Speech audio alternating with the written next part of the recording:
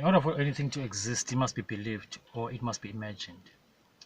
And so in the case of poverty, what if I were to tell you that the reason why we have or experience poverty is because it exists in the minds of men, and that all physical poverty as we know it is a direct result of intellectual poverty as well as a lack of character.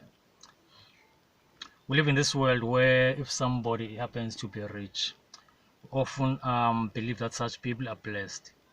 And in so doing, we're creating a scenario which gives us the impression that those who are poor because they are cursed or they are lazy. What we fail to realize here is that the Westerners who happen to be the richest in the world today didn't get there because of God or any agent like that.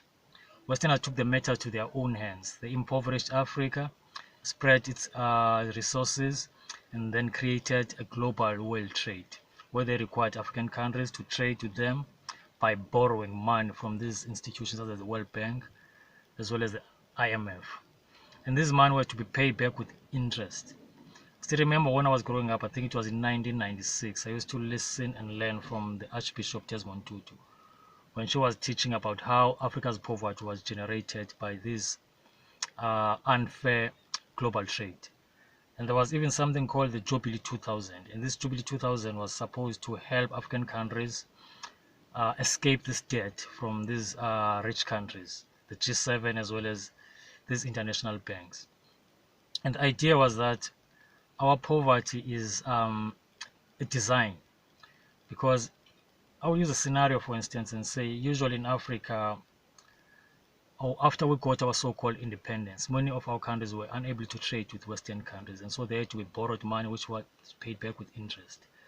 And so if rebels were to come up in any particular country because they were not happy with how things were run, the same Western countries would come and supply them with weapons until they would take over the government and thus inherit the debt which belonged to the previous government upon which they will be overthrowing. So in this scenario, what becomes clear is that our poverty is engineered by these institutions. And none of our governments are honest enough to tell this, except for a few individuals who are usually considered to be conspiracy theorists.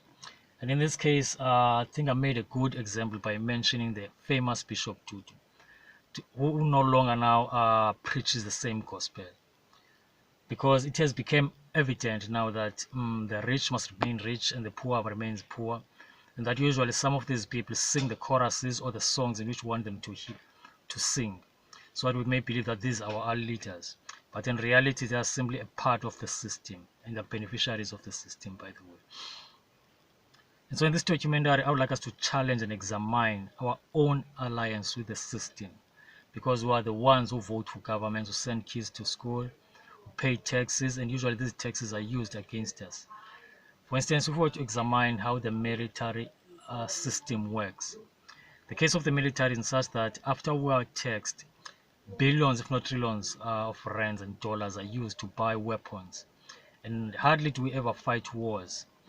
And these amounts of money which are used to train soldiers to kill have been used for something far more constructive as well as positive. Imagine that money was used to buy people's houses or to train people's skills, as well as give them access into resources, etc. What I'm trying to say is that we will be living in a different world if our orientation was different. It's just that we live in a world which justifies poverty, because if you have poor people, you have desperate masses as well as cheap labor. Now, cheap labor is good for business because it maximizes profit and thus allows the employees to come back to work again and again. Furthermore, you cannot have freedom and still have these types of scenarios where people work for minimum wages, because freedom is supposed to free us from slavery, whereas cheap labor is the direct reflection of slavery. By the way, work and slavery is one and the same thing, because people who work are usually poor and those they work for are usually rich. To say the least, animals do not work for a living. And so for us human beings to be stuck in labor and poverty, as well as be talking about economic advancements and political stabilities, shows that we've neglected natural laws to design our own evil laws which do not cater for everyone else. And because we want to be considered popular or intelligent, we subscribe to these notions, even though they have no positive benefits to society and are unsustainable in the long run. And so we're saying that cheap labor, poverty guarantees cheap labor as well as desperations. So in the case of desperation, a desperate society will always vote or support whatever class is in charge. In other words, many of our ruling parties are put there in place by desperate voters who can no longer think straight or know a damn thing about politics. What happens with poverty is that people who are poor usually lose their sense of integrity. They lose their sense of self and become desperate seekers of acceptance. In this case, they will subscribe and follow politics, even if there seems to be no light at the end of the tunnel, because all what they hope for is to be considered relevant. And so what I'm trying to say here is that poverty is man-made in order to exploit human beings, and that if we were to change our orientation from the education system to our general understanding of ourselves as well as how societies are supposed to be run, we'll change the world in which we live in. Not too long ago, South Africans were celebrating Elon Musk being considered the richest man on earth. The funny thing is that South Africa itself has about 15 million citizens who are stuck or living in shacks ever since the so-called dispensation from colonialism, apartheid, up until democracy, or the so-called freedom. And the strange part is that our freedom in South Africa was welcomed by HIV/AIDS rather than development on the part of black poor people. And so we live in this world where we have prioritized rich people and we have VIPs. And usually the youth, which happen to be the majority in Africa, in this case South Africa also, do not have a voice in the media. And so we're always expected to listen and learn from these experts who are part of the same system and the beneficiaries. And foolishly we assume that our conditions will someday change for the better. And so the purpose of this narrative or argument is to help us realize that the methods into which we've been made to believe in do not work for us. For instance, we live in countries where we invest a lot of money into security in the form of the policing, the judicial system.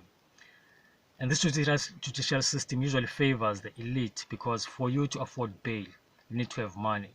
And by the way, to afford education in the first place, to escape poverty, you need to have money. In other words, the system favors those who happen to be privileged in the first place. And if you start from a point of this privilege, it means that your likelihood in life is that you will end up being poor for the rest of your life. And none of your political allegiance or ballot paper is bound to change anything, because the system is designed to create scarcity as well as desperation and cheap labor, so that only the system may advance at the expense of its citizens. As well as the countries in which we live in are nothing more than a make-believe, a form of religion. We simply are made to believe that we are South Africans, this is our flag, this is our currency, etc. And yet if we were to look into nature, there is no such thing as South Africa, Uganda, Zimbabwe, Angola, Tanzania, etc.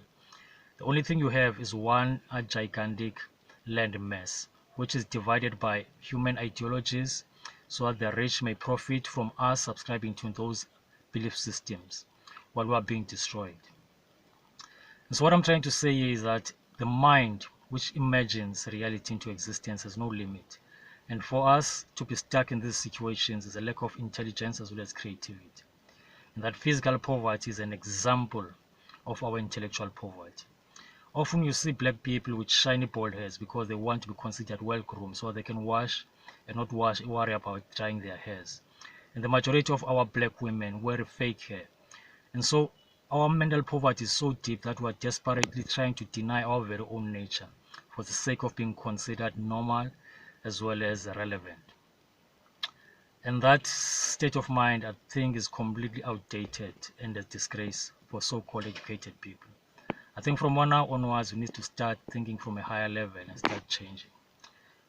It might not help us, but it might help the next generation, because one generation always has to make a sacrifice for the next. Thank you for your time. Peace.